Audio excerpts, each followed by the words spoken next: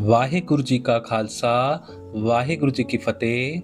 साध संगत जी, ये कहानी है हमारे नौवे पातशाह तन श्री गुरु तेग बहादुर जी और उन्हीं के एक प्यारे सिख जो कि एक व्यापारी थे, भाई मक्खन शाह लबाना जी की।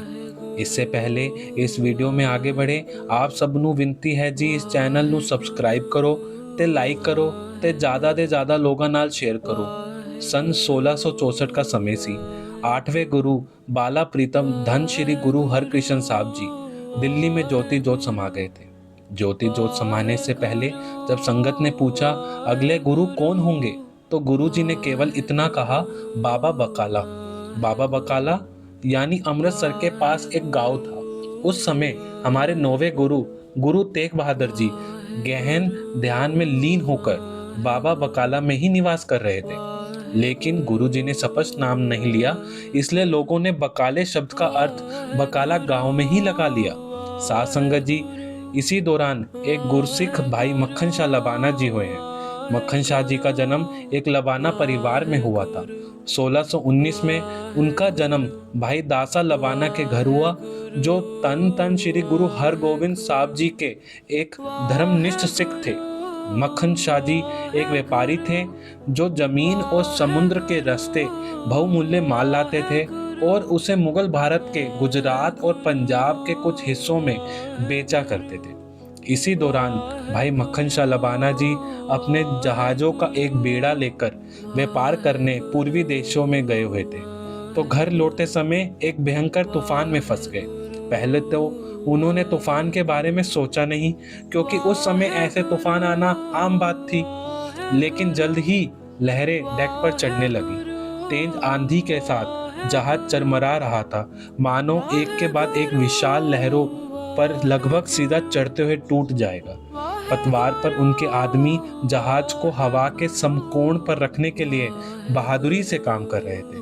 अंततः मक्खन शाह ने अपने गुरु को याद किया और उनसे मदद मांगी। अब पूरी तरह से शक्तिहीन होकर वह घुटनों के बल बैठ गए और अरदास करते हुए समस्त सृष्टि के एकमात्र ईश्वर से मदद की याचना की और अपनी कमर में बंधी एक थैली में 500 सोने के मोहरों को चढ़ावा देने का वचन किया। फिर उन्होंने गुरु अर्जन देव जी का यह शब्द पढ़ा, सेवक की आप है, आप नाम जपावे, आप नाम जपावे। वाहिगुरु दी कृपा नाल तूफान शांत हो गया और उनका जहाज सकुशल किनारे लग गया। अब जैसे ही वह बकाला पहुंचे, उन्हें पता चला कि यहाँ तो 22 गुरु मौजूद हैं। संगत जी, आजकल हम देखते हैं कितने ही पाखंडी हैं जो भोले लोगों को बेवकूफ़ बनाते हैं कि ये कर दो, आपका ये काम सफल हो जाएगा। संगत जी, हमें ऐसे पाखंडियों तो बचना चाहिए, अपने गुरु ते भरोसा रखना चाहिए। गुरु समर्थ है, बस सच्ची श्रद्धा रखो ते बाणी पढ़ो ते नितनेम करो। उन्होंने एक योजना बनाई कि वह हर एक गुरु के पास जाके 2 मोहरे भेंट करेंगे। जो सच्चे गुरु होंगे वो अपने आप ही 500 मोहरे मांग लेंगे। वह हर एक गुरु के पास गए और उनके चरणों में 2-2 सोने की मोहरे भेंट करने लगे। हर एक ने उन 2 मोहरे को बड़े प्रेम से स्वीकार कर लिया और भाई मक्खन शाह को आशीर्वाद दिया।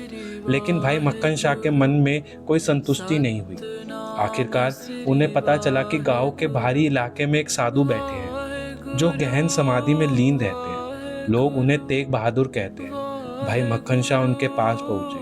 देखा एक दिव्य ज्योति, एक शांत मुखड़ा गहन ध्यान में मग्न, उनके चेहरे पर एक ही तेज था। भाई मक्खन शाह ने वैसे ही विनम्रता पूर्वक 2 सोने की मोहरे चरणों में अर्पित की। गुरु तेग बहादुर जी ने अपनी दिव्य दृष्टि खोली और मक्खन शाह की ओर देखा। एक पल की शांति के बाद गुरु जी ने मुस्कुराते हुए एक अद्भुत वाक्य कहा, तू मक्खन शाह लबाना जहाज पर कितना वादा, 500 सोने दी मोहरा दा इत्थे 2 ही क्यों लाया। ये सुनते ही भाई मक्खन शाह की आंखों में आंसू आ गए। यही तो वह दिव्य पुरुष थे जो बिना कहे ही शिष्य के मन की बात जान सकते थे। यही तो सच्चे गुरु थे। उन्होंने तुरंत माथा टेका और नाचते गाते ऊपर छत पर चढ़ गए। वहां से ऊंची आवाज में उन्होंने पुकारा, गुरु लाडो रे, गुरु लाडो रे, अर्थात मुझे असली गुरु मिल गए, मुझे असली गुरु मिल गए। संगतो, इस कथा से हमें ये सीख मिलती है कि सच्चे गुरु की पहचान मन की गहराइयों तक होती है। नकली गुरुओं को केवल बाहरी दिखावा आता है, पर सद्गुरु हृदय के भावों को जानता है। गुरु जी जिस पे कृपा करते हैं उससे खुद ही सेवा ले लेते हैं। संगत जी, बस भाई मक्खन शाह की तरह हमें विश्वास और धीरज रखना चाहिए। अगर मन में दृढ़ श्रद्धा हो तो सद्गुरु स्वयं अपनी पहचान करा देते हैं।